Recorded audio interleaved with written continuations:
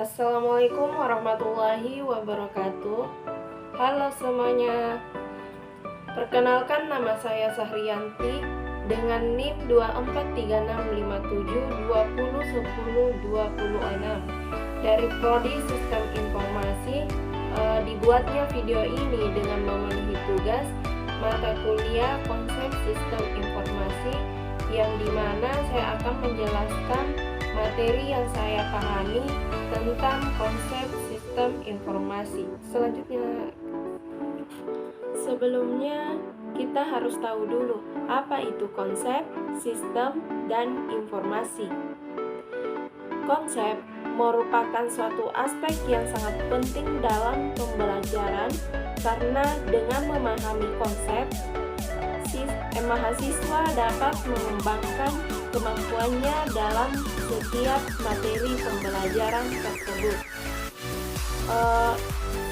Sedangkan sistem adalah kesatuan atau kumpulan dari elemen-elemen atau komponen-komponen subsistem yang saling berinteraksi untuk mencapai tujuan tertentu. Sedangkan informasi adalah sekumpulan data fakta yang diorganisasi atau diolah dengan cara tertentu sehingga mempunyai arti bagi penerima. Nah, sistem informasi berupa data dan informasi. Apa sih data?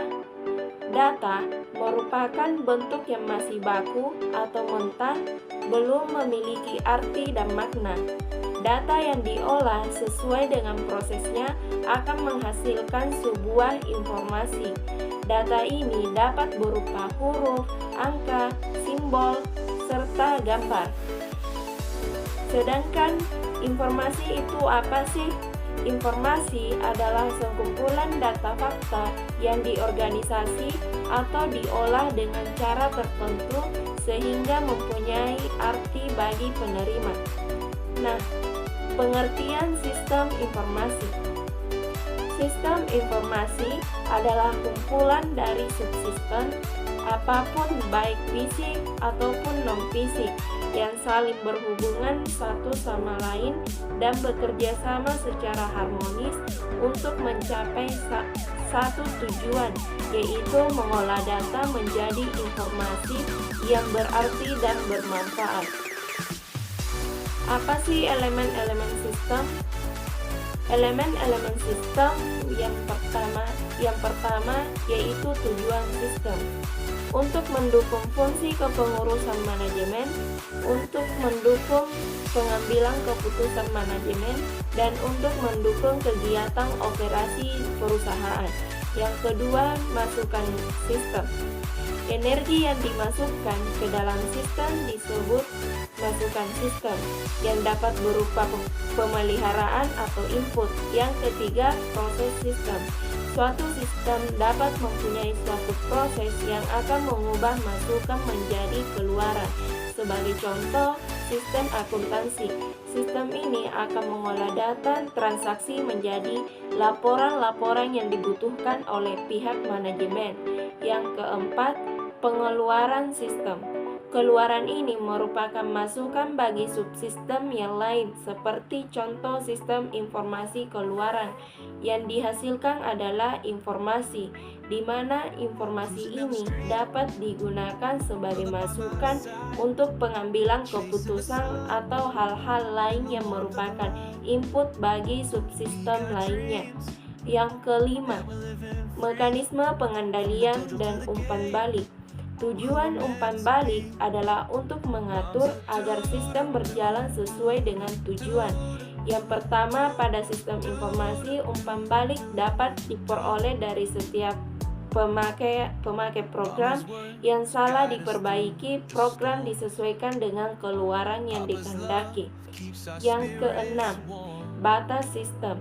Batasan sistem merupakan daerah yang membatasi antara suatu sistem dengan sistem yang lainnya atau dengan lingkungan luar. Yang ketujuh, lingkungan sistem. Segala sesuatu yang berada di luar sistem.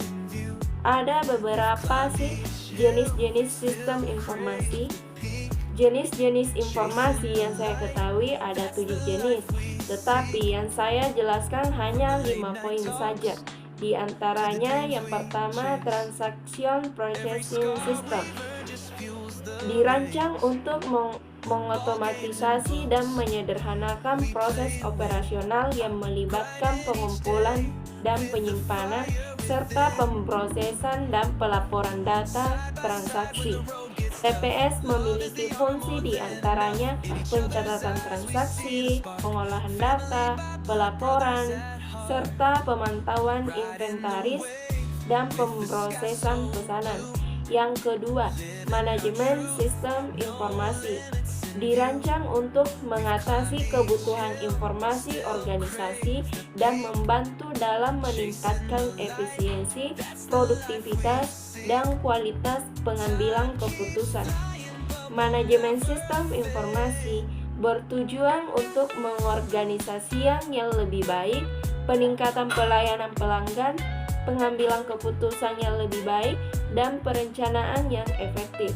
Yang ketiga, Executive Information System adalah jenis sistem informasi yang membantu para eksekutif dan manajer tingkat atas dalam pengambilan keputusan strategis dan pengelolaan organisasi. Executive Information System berfungsi untuk pemantauan lingkungan bisnis, pengawasan kinerja, dan memberikan laporan dan informasi tepat waktu. Yang keempat, Decision Support System. Sistem pendukung keputusan atau DSS mirip dengan sistem informasi manajemen. Sistem informasi manajemen karena juga menggunakan database sebagai sumber data. Namun DSS lebih fokus pada membantu pengambilan keputusan di setiap tahap prosesnya. Walaupun DSS membantu keputusan, akhirnya tetap dibuat oleh manusia yang berwenang. Yang kelima, sistem ahli SPRS dan kecerdasan buatan AI. AI bertujuan untuk menciptakan mesin yang bisa berpikir seperti manusia. Ada dua cara utama yang melakukan riset AI. Yang pertama, memahami bahasa manusia atau bahasa alami. Yang kedua, menganalisis kemampuan berpikir mesin untuk menyelesaikan masalah. Sistem ahli menggunakan pengetahuan dan logika seperti manusia ahli, sehingga bisa membantu pengguna dalam membuat keputusan yang rumit.